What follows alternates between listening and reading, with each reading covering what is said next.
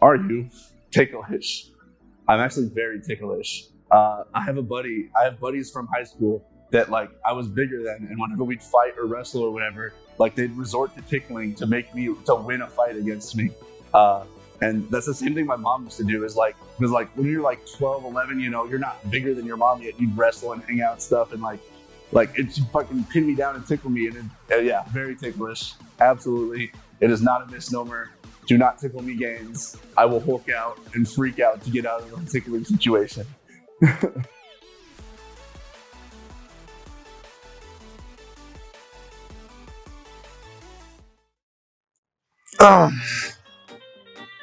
Oh, hi.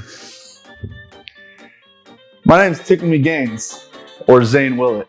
We're here today to answer some questions to get to know me a bit better. Part of an 8-Bit series where you get to know some of the content creators of 8-Bit a little bit better. So without further ado, we're gonna get into some of those questions, all right? The first question is, what is your favorite esport? So, I probably have two answers for this question. It's gonna be Rocket League and Escape from Tarkov, which are very different, and I'm gonna give Escape from Tarkov a little asterisk, but Rocket League is my favorite esport. I think it is the greatest esport that can really bring esports into the next generation of everybody embracing it. Because right now, we're already doing better with people embracing esports and the fact that numbers are skyrocketing. More people are watching esports than ever before. But Rocket League is one of those games that anybody could pick up a game and start watching and understand what's going on. In the way that, like, you know, other people, like, not to knock other games, but like, say you take a League of Legends game and somebody walks in that just never played a video game in their life, and they walk at League of Legends, they're like, I have no clue what's going on. Rocket League is car soccer. Everybody in the world can understand what's going on, get behind it, get hyped, pick a team, root for them, have some fun with it. So I think Rocket League is really going to propel esports into the next level in a way that it's just accessible to anybody and anybody can use it.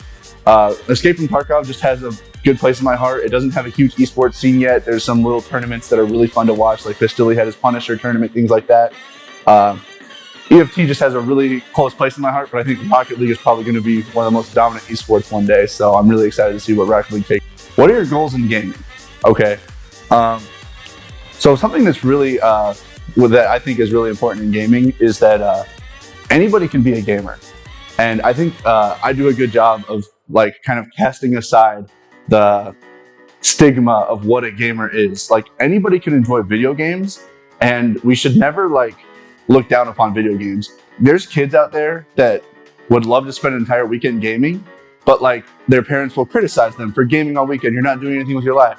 And yet they'll sit down and binge watch Netflix for 12 hours. I actually see like you can gain something from gaming in the same way where like you're getting satisfied in life. You are being happy, you're content. I want that to be like the stigma of like the gamer with no life and just can't do anything outside of gaming and being a nerd is like just a stigma. We want to break through that wall. Gaming is great for everybody. I don't know, it's getting kind of personal, but that's what we're here for. You're here to get to know me. Where like, I had this thing where I like say Rocket League saved my life. And that's because I was in the Army. I finally got an Xbox One. I got into the world of gaming, and I was able to like reignite my friendships that I had in high school through Rocket League. And like, I was going through a really bad time. I was like, I was going through lots of bouts of depression and stuff, and it honestly could have saved my life. There were nights where like I was done with everything, but like being able to get that Xbox and get on a game with my friends and spend a couple of hours, even when the day was just so crappy before that. It's an amazing thing, and I want to break that stigma. We're going to break through that wall. Everybody can be a gamer. Games are good. Games can like bring people, make people whole again. All right, and that's something that that's one of my goals in gaming. I want to break that stigma of like gaming just being bad. I don't know why there's such a connotation of gaming being like for losers, for bad. Like it's from just a generation that's just in the past. They're stuck in the past. Esports are the future, all right? Esports are gonna make way more money than real sports one day, and you're gonna all see it in our lifetime. So, really excited. That's kind of one of my biggest goals in gaming. Kind of rambled on a bit there, but we're here. What are your biggest gaming achievements? The highest level of gaming I've achieved competitively would be collegiate Rocket League. We were decent. We weren't like one of the top 10 schools in the nation or anything, but it was fun to like reach a competitive level of gaming that like people wanted to watch. Like we'd have a night where we'd have a LAN and we'd play another school, and people would from our school that didn't know me would come to watch, and that was kind of fun. So that was like the highest level I've achieved. Probably another big achievement is just having a community that I love. I stream Monday through Friday, and that community is always there giving love and support to each other, not just to me, but to each other. And that's a beautiful thing. You can look at a chat and like people are talking to each other and supporting each other. Somebody's having a bad day, and it's not just me like having their back, it's everybody else in the chat. And that community thing is kind of cool. And that's something we're growing with 8-Bit as well, is this sense of community. We all have each other's backs. If you go into any 8-Bit person's stream at some point, there'll be another 8-Bit person in their chat hanging out. And that's that sense of community that is like coming together. So like in a sense, that's our biggest gaming achievement, is creating a space where we can all hang out and have fun and just support each other.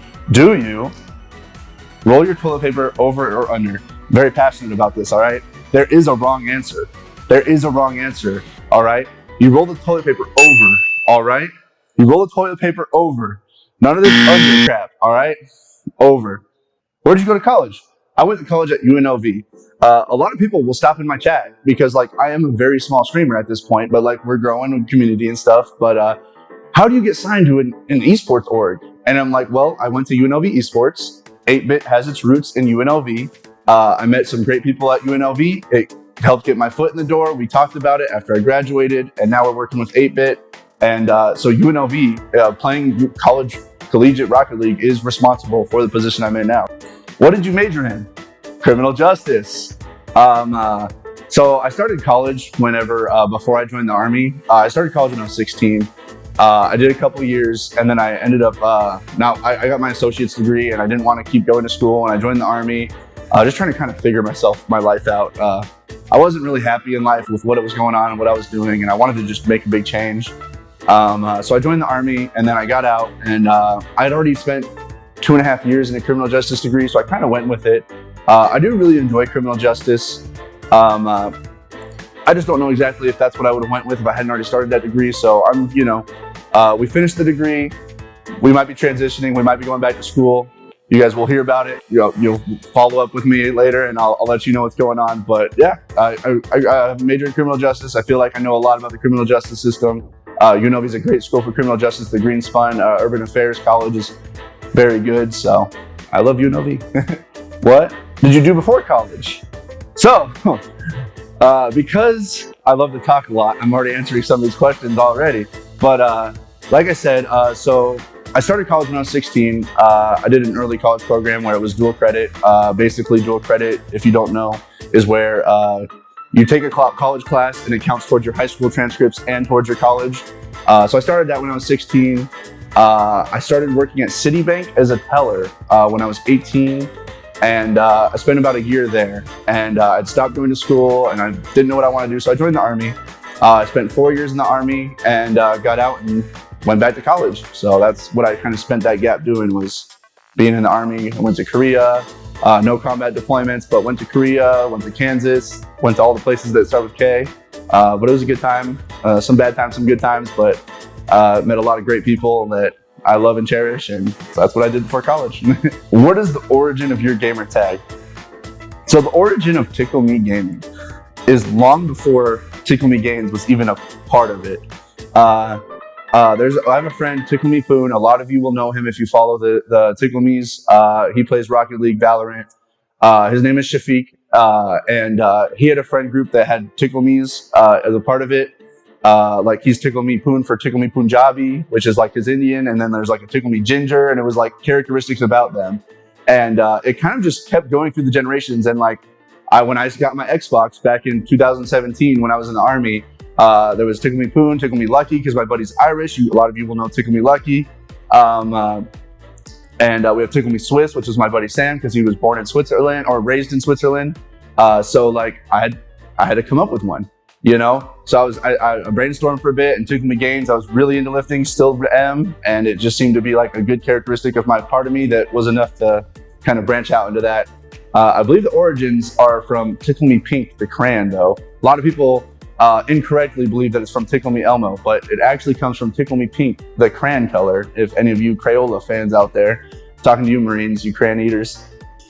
Who is the TickleMe Crew? Oh my gosh, let's go. I have my crystal ball here, and I'm answering these questions ahead of time. So the main TickleMe Crew from like my iteration of TickleMe is TickleMe Lucky, TickleMe Poon, and myself, TickleMeGains. We all played Rocket League. For the longest time, we only queued Rocket League together. So like we like grew up in Rocket League together, where like we got to like a high level of Rocket League only playing with each other. And then we started branching out when I went to UNLV, and we still got some other friends playing Rocket League, and we branched out a little more. But like that's the OG crew, is TickleMe Poon, TickleMe Lucky, and myself, TickleMeGains. And we grew up in the Rocket League together and got better until we reached the highest level of well, not anymore, but at the time was Grand Champion. We reached Grand Champion together before we even really started playing with other people very often. And now we have a lot of people that have joined the TickleMe Crew, but that first iteration of like our core group is TickleMe Lucky, TickleMe Poon, and TickleMeGains, baby.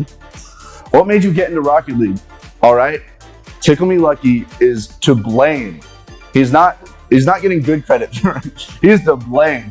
So when I first got my Xbox, we were playing Titanfall 2 and Destiny 2 a lot. We were diving hours into those games, and TickleMe Lucky every night just wanted to get some Rocket League games in, and man, it just kind of happened. I don't know what happened, but it just kind of happened where I started like getting frustrated because they were already plats when I first started playing platinum, which is like kind of a middle tier of the ranks in Rocket League. And I was just frustrated at being bad. And so I just started diving hours into just trying to get better, and like eventually caught up with them. And now we're all very much in like the same skill range. But like, yeah, I think it was the competitiveness in me that like couldn't stand, even though like at the time I didn't love Rocket League, like the competitiveness inside of me to be not bad at a game drove me to like, it Stockholm syndrome me into loving the game and trying to get better and better and just trying to beat everybody, you know? How often do I work out right now? You never can miss a good old pump. But generally, my ideal workout schedule has 5 days on, 2 days off throughout a week. I like to do like 2 break, 3 break, and so on. Trying to like better describe it. So like it'll be like Monday, Tuesday workout, Wednesday off, Thursday, Friday, Saturday on, Sunday off. So like I like to have 2 rest days in a workout cycle. People don't rest enough a lot of times, surprisingly enough. There's a lot of people that don't work enough, but there's a lot of people that actually hurt themselves by overworking themselves. You actually don't gain muscle unless you're on a rest day. If I work out chest, I'm not getting stronger. My chest is not getting stronger that day. It's not till the day after or the day after that it's starting to rebuild those muscles. So if I work out chest and then the next day I'm already working it out again, it has never rebuilt itself. So that's why it's important to have different workout splits. That's why you have a chest day, or like a push day, a pull day, a leg day. You have to have these splits. That way you're not working out the same muscle group every day. Otherwise you'll never recover, and you'll actually like stunt your growth. You'll get stronger, but you're really going to stunt your growth because your muscle doesn't have that time to fully repair itself in order to get back. So for me, the golden number is 5 days a week is my preferred. I don't love to do less. I don't love to do more. Some days if I get into it, like it'll be 6 days a week, but honestly, like I have to force myself. I think 5 days a week is like kind of the golden number where you have enough rest and enough work to really see some gains. Shoulder flies in, as you guys see. No pain, no gains. All right. If you lived 100, would you rather keep the body or the mind of yourself at 30? Now, I put a lot of work into the body I have now, but your mind is like the most important thing. I would 100% rather have the mind of myself at 30 than the body of myself at 30, because like it's honestly one of the saddest things when you see somebody that's starting to like lose their mind, especially when it's a loved one, and like they stop remembering things that they love or the people they love. So honestly, the mind, if I can keep my mind of myself at 30 all the way to 100, that's cake, man. That's one of the greatest gifts you could ever have, is keep your mind where it's at all the way up to 100. So I would have to go with the mind. If you could physically live in one video games universe, which game would it be? Oh man. Well, much as I love Tarkov, I would not want to live in Tarkov. Any post-apocalyptic hellhole is not a place where I want to spend the remaining of my days. I feel like most games are built off of unhappy experiences or experiences you wouldn't actually enjoy in real life. Um, I guess out of the games on the top of my mind would be Rocket League, because any shooter is not ideal. You don't want to be going to war. You don't want to be living in post-apocalyptic Russia in Tarkov. So I'd go with Rocket League. I think it'd be kind of cool to probably live in a world where we have rocket-powered cars to play soccer. I'm imagining if you get demoed, you respawn, you don't die. So yeah, I'm with Rocket League, I guess. Just off the top of my head. What do you think your biggest weakness as a player is?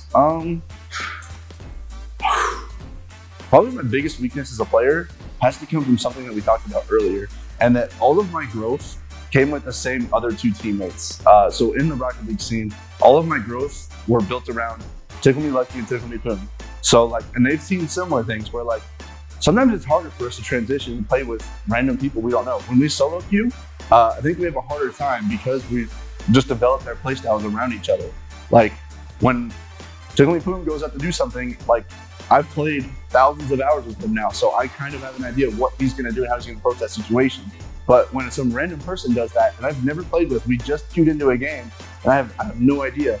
I don't have as much of that solo queue experience, so that's probably one of my biggest weaknesses, is being able to play with people I don't have lots of hours in the game with. Honestly, it has kind of hindered my growth in that capability of playing around different skilled players. I generally play around really well around certain skilled players and really bad around other ones because I never really played with them because I stuck it out with those three. So us three total. So what is your fondest gaming memory?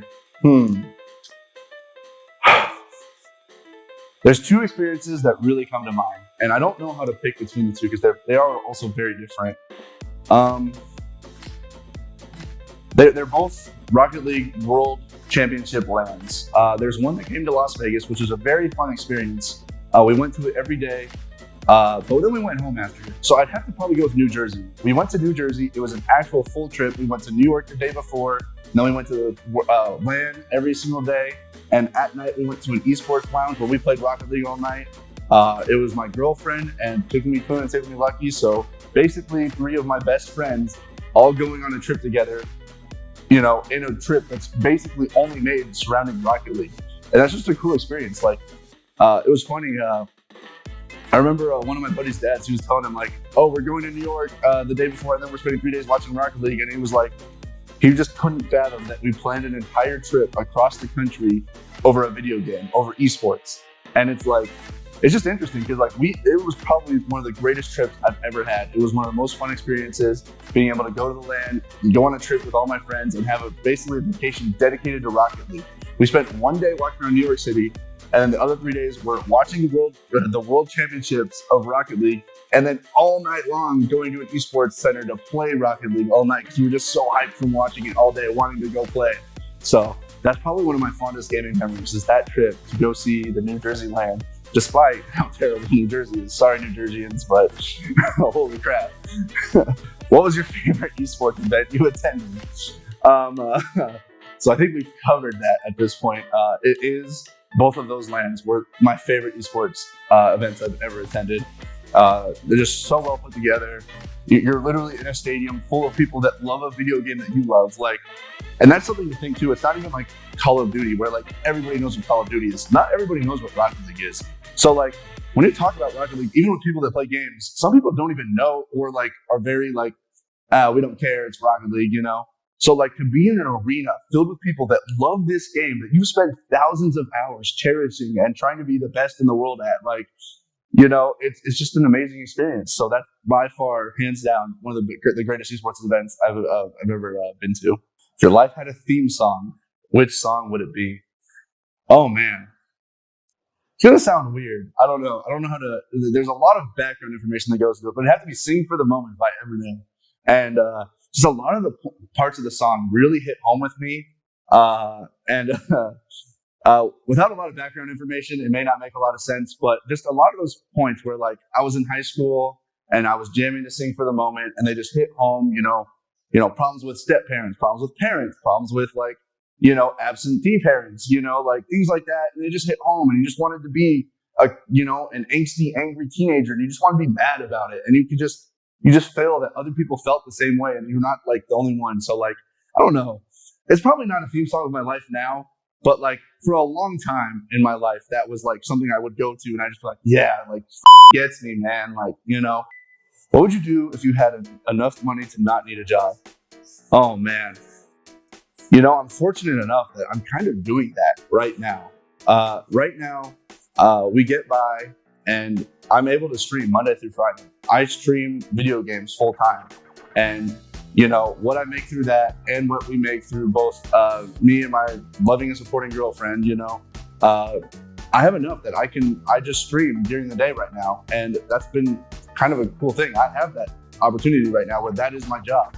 So like, I'm kind of already living that, and it's a really cool thing to kind of like live through and see that this is something I could be happy doing, you know? So it's kind of cool.